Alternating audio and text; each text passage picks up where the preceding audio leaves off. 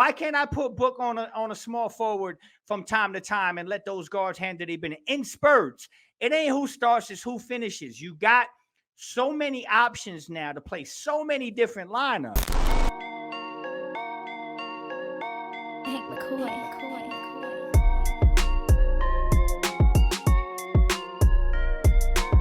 What I'm concerned about now is with Tyus Jones stating that, and that he's a starting point guard now for the Phoenix Suns. What does that starting lineup look like, right?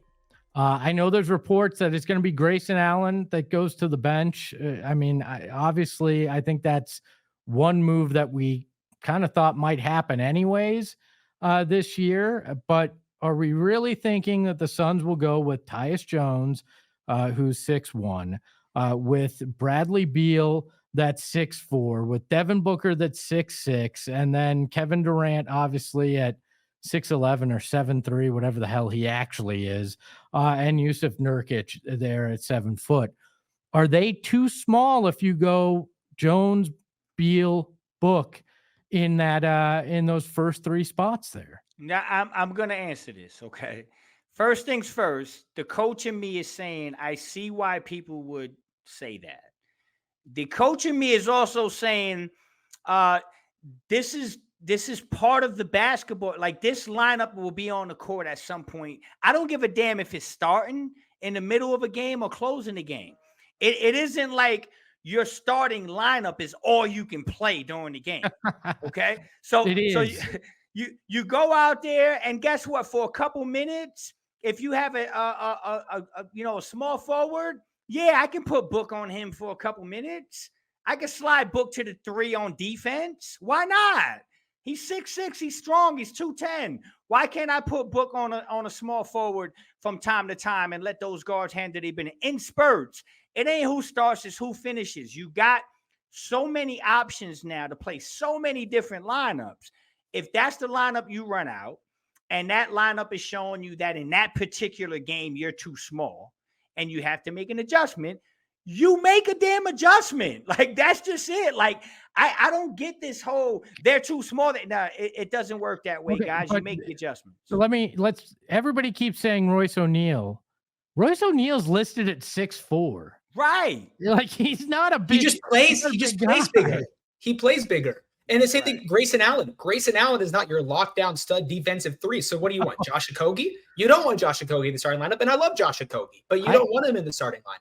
I actually think we saw Bradley Beal guard big guys, right? D3, yeah. Like, maybe Brad even takes on some of that, but I don't think this is a defensive thing, right? I think you look at this and Mike Budenholzer, what's his specialty? Offense, right, Erik? I mean, to me, this is all about getting the offense working in a way that they hoped that they would be able to. Last year, they had a defensive head coach, and I know there were all sorts of issues with the offense, but now you got an offensive head coach and you got him the horses to run it. I think that you can forego size at times to try to make that offense work, score more. That's what the name of the game is. And what did we see 2 playoffs ago?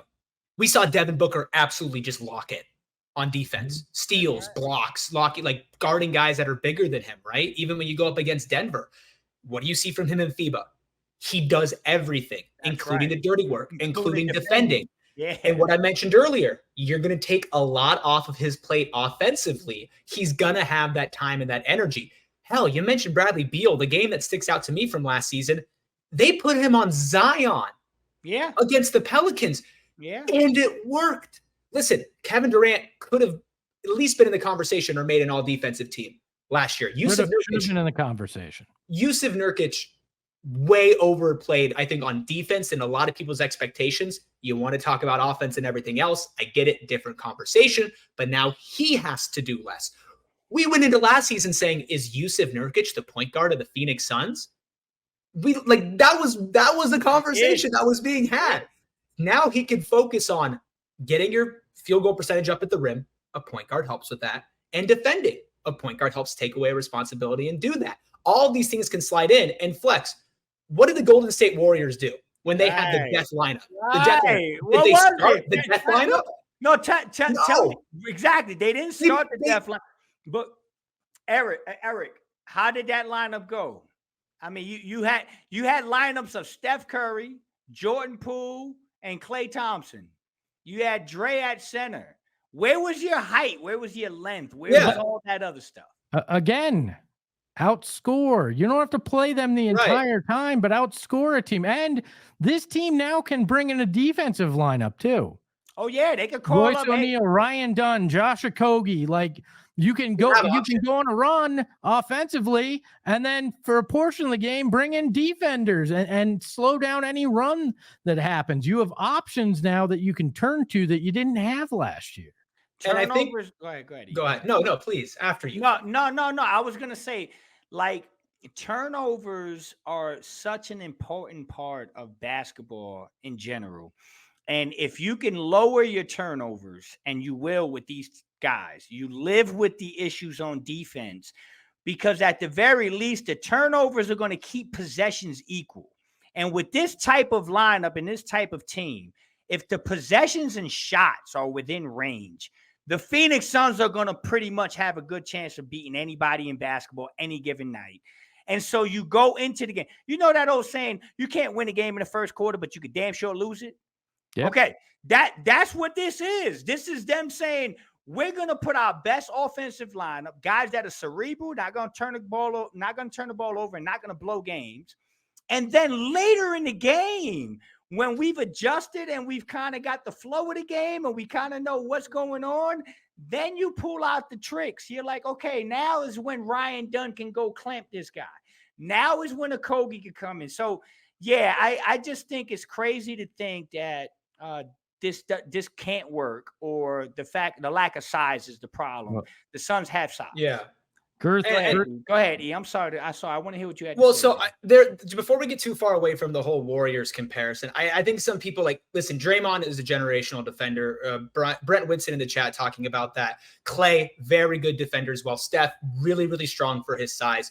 It's not a one-to-one comparison. The comparison is you had a team that did not start their best lineup and did lack in certain areas, and they still went on to win a chip. And you can even look at years before that as well, when they were starting a Zaza Pachulia or a Kevon Looney. That wasn't always what they ended with. And there's so many different options for this team and so many different ways that they can defend that, like Espo said, like turnovers and everything like that as well. You just start chipping away at what doesn't have to be a top 10 defense, because it should be a top 5 offense.